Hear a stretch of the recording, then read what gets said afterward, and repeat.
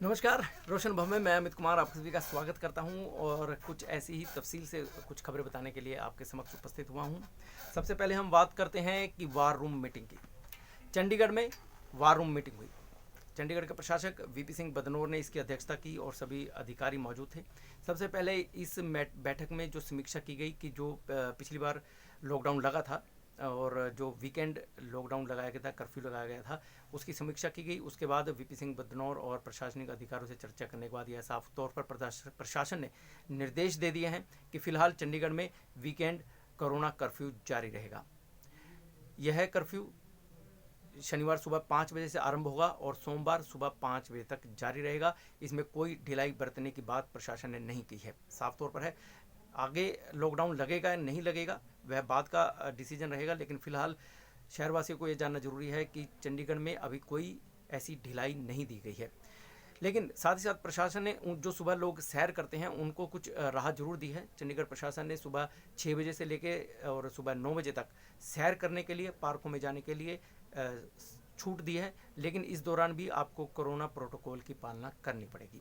साथ ही साथ जो भी ज़रूरी चीज़ें हैं जैसे राशन है या दूध अंडे ब्रेड है या कुछ ऐसी चीज़ें जो ज़रूरत की चीज़ हैं वह भी 2 बजे तक दुकानें खुल सकेंगी और साथ ही साथ उसके लिए आपको 2 बजे तक डिलीवरी, होम डिलीवरी की जा सकती है। बाकी सभी जो इंतजाम हैं, जो भी सख्तियाँ हैं वह पहले जैसी ही मौजूद रहेंगी। कुल मिलाकर कह सकते हैं कि जो वार रूम मीटिंग हुई है शुक्रवार को, उसका जो नतीजा आया है उसमें साफ तौर पर कह दिया गया है कि फिलहाल चंडीगढ़ में वीकेंड कोरोना कर्फ्यू जारी रहेगा। इसके साथ ही धारा 144 भी लगा दी गई है। कहीं पर भी लोगों का इकट्ठ नहीं हो पाएगा।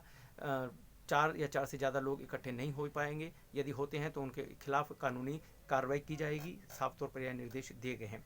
दूसरी सुखद बात हम करें, एक अच्छी खबर ये आई है कि जो पीजीआई के निदेशक हैं प्रोफेसर जगत राम, उन्होंने कहा है कि जो कोरोना के मरीज हैं वह घर पर ही ठीक हो रहे हैं। 90% तक मरीज ऐसे हैं जो घर पर आइसोलेट होने के बाद ठीक हो रहे हैं, बशर्ते कि वह पूरी तरह से सावधानियां बरतें, कोरोना प्रोटोकॉल की पालना करें और साथ ही साथ जो भी गाइडलाइंस सरकार की तरफ से, डॉक्टर्स की तरफ से ऐसे मरीजों को दी जाती है उसकी पालना करें, जिसके बाद जो मरीज हैं वह घर पर ही ठीक हो रहे हैं। उन्होंने कहा है कि जैसे ही किसी को पता चलता है कि वह कोरोना से पॉजिटिव हो गए हैं तो सीधे ही लोग अस्पतालों की तरफ भागते हैं, जो कि ऐसा नहीं करना चाहिए। यदि आपका ऑक्सीजन लेवल 80 से नीचे है तो ही आपको डॉक्टर्स या फिर हॉस्पिटल्स की जरूरत पड़ सकती है, लेकिन कोशिश ये करें कि जो भी आपको सावधानियां बताई गई हैं या प्रोटोकॉल बताया गया है उसकी पालना करें।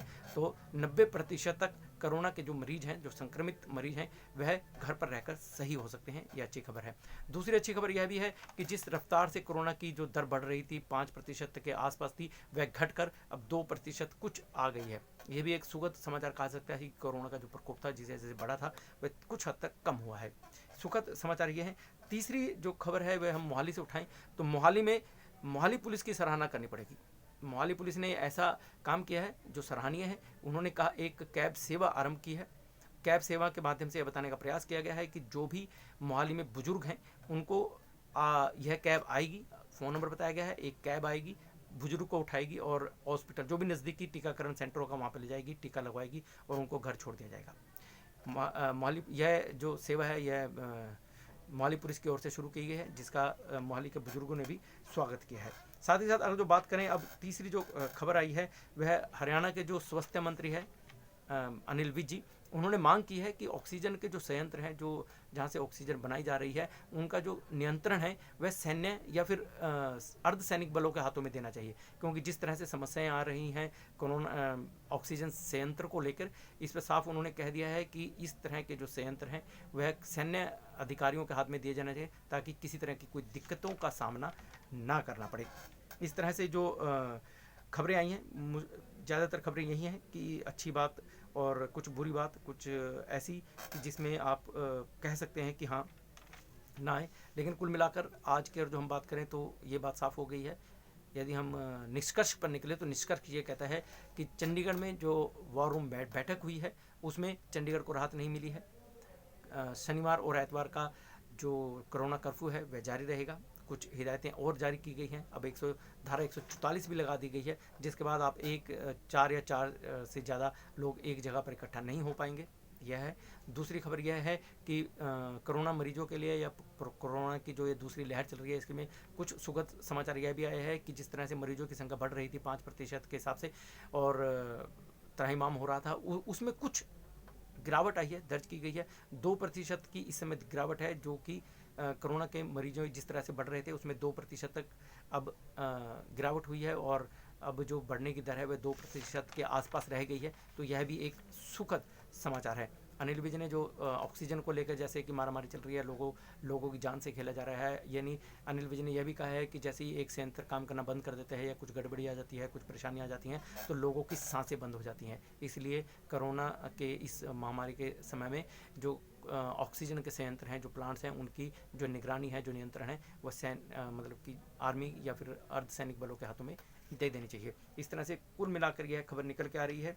इससे ज़्यादा तो क्या है, मुश्किल से यही खबर रही है, लेकिन कुल मिला के कह सकते हैं कि जो भी रहा अच्छा रहा और कुछ सुखद समाचार भी आए हैं। लेकिन हम आपसे एक बात ही कहना चाहते हैं कि यदि हम कोरोना प्रोटोकॉल की पूरी तरह से पालना करते हैं तो यह लॉकडाउन जल्दी हटेगा और जल्दी ही वीकेंड लॉकडाउन भी हटेगा। यदि आप सब साथ देते हैं प्रशासन का, चंडीगढ़ प्रशासन का तो और हरियाणा गवर्नमेंट का, पंजाब गवर्नमेंट का, तो डेफिनेटली ये हटेगा, हम जीतेंगे।